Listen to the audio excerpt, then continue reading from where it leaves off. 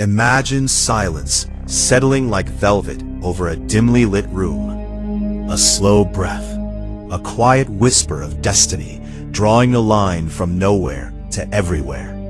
In the late spring of 1997, America would soon hear a name that seemed to arrive from the shadows, fully formed, already wrapped in myth and menace.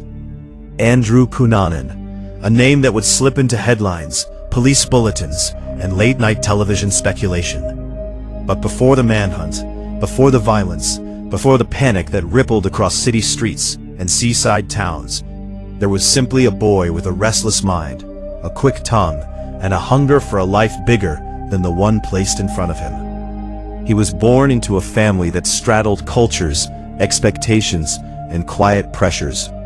A father from the Philippines, a mother from the American Midwest, a childhood built on the idea that intelligence could be a golden key to escape. Andrew learned early how to charm, how to speak with confidence beyond his years, how to make adults laugh, how to watch carefully, then mirror whatever a room wanted him to be. He excelled at school. Teachers praised him. Classmates noticed him. There was something electric in his presence. Something that suggested he was always performing, always crafting an image, always polishing the story of himself. As he grew older, the performance sharpened. He began collecting identities the way others collected postcards. Sophisticated young intellectual, world traveler, connoisseur of art and literature, a man with wealthy connections, a man destined for something extraordinary. Some of these stories were true in fragments, many were embellishments, and a few were outright inventions. But Andrew told them with such conviction that people leaned in, drawn by the theater of it all. He lived partly in reality, and partly in a self-authored myth. San Diego in the early 1990s was where that myth expanded. Sunlight, ocean breeze, wealth glittering in marina waters. Andrew found older, affluent men who appreciated his intelligence and his company. Relationships formed that blended affection, financial support, admiration, and power. To some, he was a bright companion. To others, a dependent soul searching for direction. To Andrew, each connection was another step toward the grand life he believed he deserved. Yet beneath the carefully styled persona, there were cracks. A fear of abandonment, a terror of losing the lifestyle he'd grown accustomed to, a resentment simmering quietly when expectations collided with reality. His father returned to the Philippines. Financial stability wavered, promises felt fragile. Andrew began to sense that the world he had constructed could collapse with one wrong turn. He traveled, he reinvented, he told stories of grand estates, powerful friends, futures filled with luxury. Sometimes people believed him, sometimes they didn't. But Andrew never stopped talking, never stopped crafting himself, never stopped pushing the boundaries of truth and fiction until they blurred. Then came the first rupture, a former lover, a confrontation, a day when rage and desperation overtook reason, when Andrew's life crossed a line that could never be uncrossed. After that, there was no going back to charming dinners and witty conversations. There was only movement, only escape, only the narrowing tunnel of a mind convinced that survival required action, that destiny demanded motion. He boarded planes, he checked into hotels, he walked through cities where no one knew his name yet. Each step forward erased a piece of the past, but also deepened the path he was now traveling. The world outside remained bright and ordinary.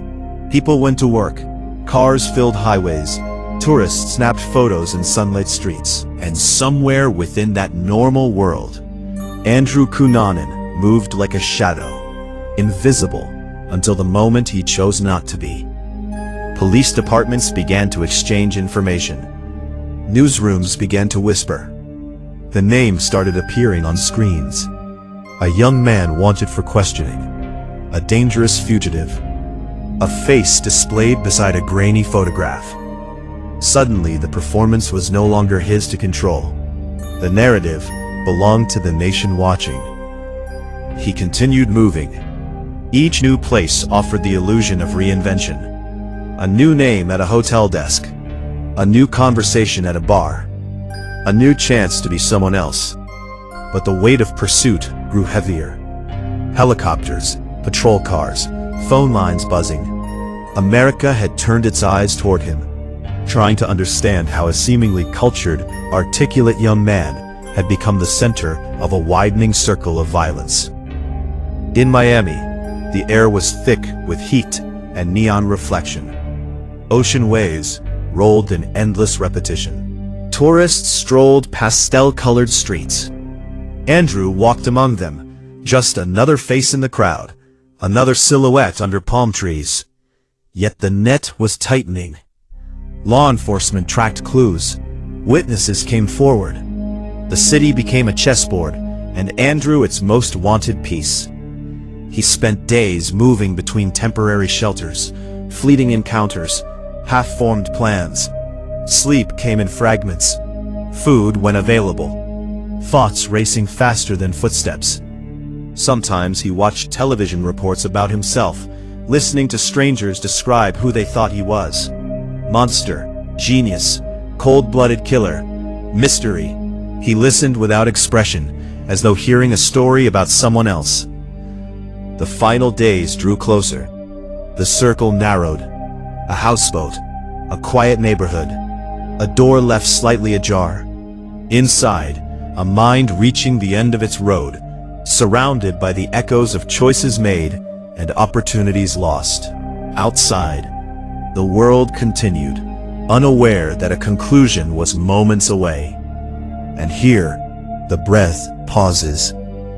The night air in Miami hung heavy, carrying the scent of salt water and warm wood. And inside the small houseboat, tucked quietly along the marina, time seemed to stretch and thin like glass about to crack. Andrew sat alone, surrounded by the dim yellow glow of a single light, listening to the soft creak of the vessel shifting against the dock.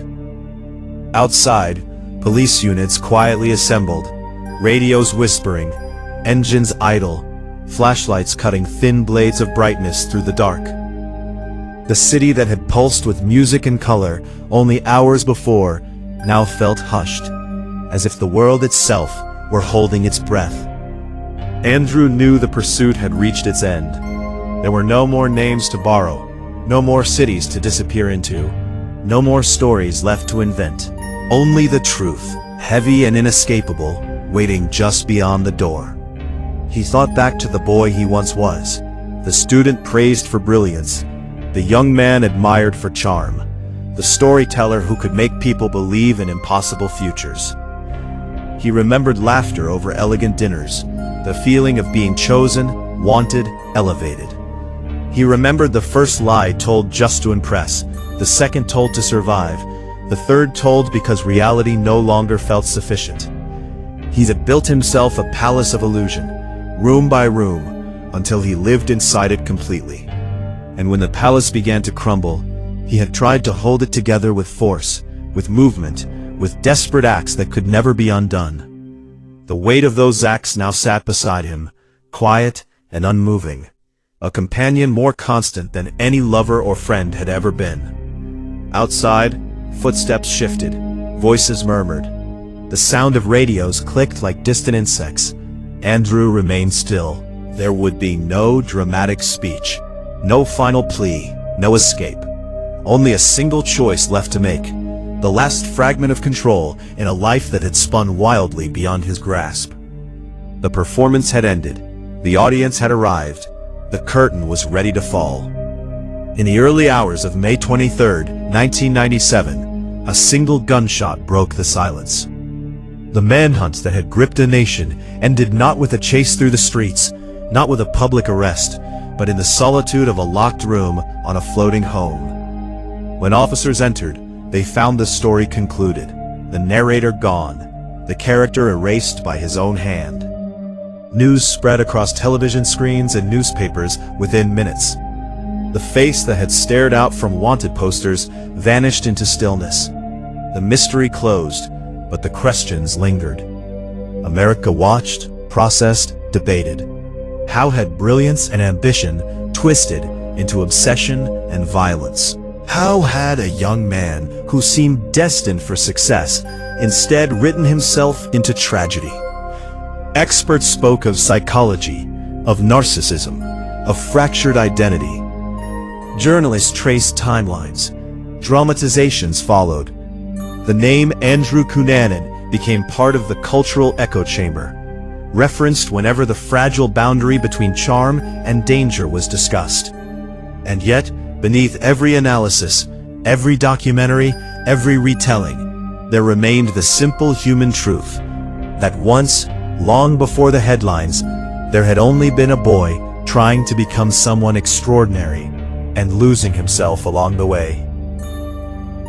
The marina returned to normal. Boats rocked gently under morning sun. Tourists walked nearby cafes, unaware of how history had brushed past their city. Life moved forward, as it always does. But the stories stayed behind, woven into the collective memory of a decade. A cautionary whisper about ambition, identity, deception, and the terrible price of believing too completely in one's own illusion. And as your audience listens, as your voice carries this tale across screens and headphones in quiet rooms, the final echo settles. A reminder that every story, no matter how grandly imagined, must one day meet reality. And that sometimes, the most hypnotic performance of all is the one a person creates to escape who they truly are. The breath releases, the silence returns, the story is complete. So friends, if you enjoyed this video, then don't forget to like, comment, share, and subscribe to Crime Chronicles US for more chilling unsolved mysteries from across America. Stay curious, and we'll see you in the next story.